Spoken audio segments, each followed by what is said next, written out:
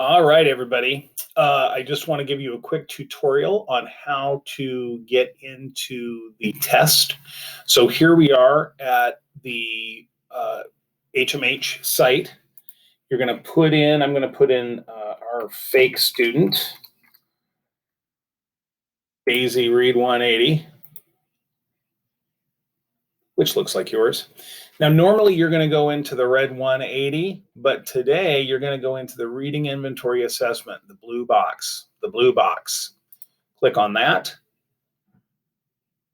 And then I'm going to pick three genres of story, meaning kind of three categories of stories that I might like. So I'm into history, so I'd pick that one. I like science and technology. That's pretty cool. And I'm into space.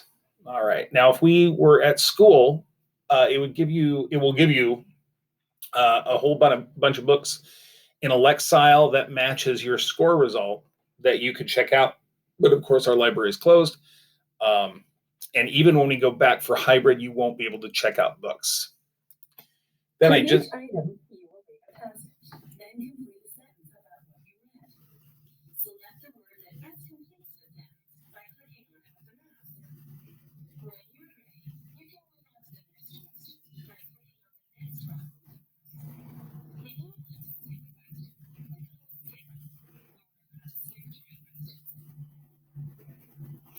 Now, please don't skip questions unless you really need to. Save those for when it gets tough, okay? Because again, we want you to do your very, very best. Sometimes kiddos will skip, and go on. I really want you to know how your reading has improved, and I'm betting for most of you it will have improved. So please, please, please give this everything you got. So now I'm going to hit the next button. And now let's look at how to answer a question. Now, there's a ton of questions in here, so I don't think I'm doing anything that is going to help you except to understand how to answer the questions. So you're going to read this passage. I come from South Africa, he says. I have just come to America today. I'm afraid of this city. I have all my money with me. I need to keep it safe. Help me, please. So here is this person. Now let's just think about what the author is saying. This person does not come from America. He comes from South Africa. He's just arrived at our country today. He's afraid of the city. He has all of his money in his pocket. So if somebody, steals from him, they'll steal all the money he has. He doesn't have a bank account. He needs to keep it safe, so he needs some place to store it. Please help me. All right. Now, we need to find a word that encapsulates all of that, that covers all of that in just one word. It's a little bit like when I ask you to write your 10 sentences, okay, or your 10-word sentences. So he is lonely. Well, he might be lonely, but there's nothing in here that says anything about being lonely. He's worried. He is absolutely worried. I need to keep it safe. I'm afraid of this city. I have all my money with me. Man, that sounds like he's worried to me. Tired? I don't see anything that says he's tired here. There's nothing that says, I'm exhausted.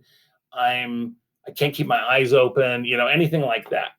And greedy, it seems like he's kind of the opposite of greedy. He's got a little bit of money and he needs to keep it really safe. So the only one that really matches here is worried. And how did we get to that? We took this sentence, we really thought about what the author was saying. What is this poor gentleman, what is he facing? And when we read all of the sentence, it's very clear that he is worried. So I'm going to click worried, and I'm going to go on to the next one. Let's do one more. The path is almost done. Soon it will go around the whole lake. People are happy. Many people will bring bikes. They will go on the path. It will be a pretty place. Oh, that's interesting. Now, honestly, I don't quite know. So I'm going to go over here and I'm going to look at my answers.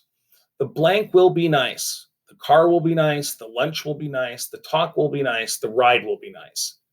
Okay. The path is almost done. Soon it will go around the whole lake. So they're clearly building a pathway. If you've ever been to Olympia, the Capitol Lake has a pathway that goes all the way around the lake. So that's what I'm seeing in my mind. People are happy. Many people will bring bikes. They will go on the path. It will be a pretty place. So they are planning this, or they're in the middle of constructing this path, but it's not complete yet. And he's talking about the future. Many people will bring bikes. They will go on the path. It will be a pretty place, but it's not right now. Okay. So what will be nice?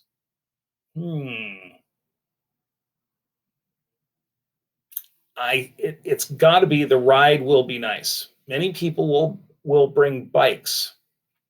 They will go on the path. It will be a pretty place. So the bikes will go on the path. That one's actually pretty confusing. So only because I read it several times and really thought about it was I able to. They're not talking about cars, because there's nothing about here about cars. There's a path, and we don't drive on paths generally. Don't drive cars on paths. Lunch, there's nothing about lunch. Talk, he is talking, but there's nothing about people will talk on the path as they walk or something like that. So the only thing that makes sense is ride, because he talks about bikes. You ride a bicycle, okay? So that's the answer that I'm going to put down, and off you go. I hope that this helps you. You really do need to plug in all the answers. You really do need to read the passage a couple of times, especially as they get harder, because they will. This will keep throwing questions at you until it determines that you're at your proper level. And the better you do, the longer it takes. When I took this test, it took me over an hour because I read at a very high level. So it had to give me lots. And I started here and worked my way up. So I know that you're going to do great. Give this everything you got. Read the passage a couple of times. Really dissect it. Take it apart and compare it to the one word that you're going to be given. Because there's only one that's going to make sense in the end. All right. Good luck. You're going to do great.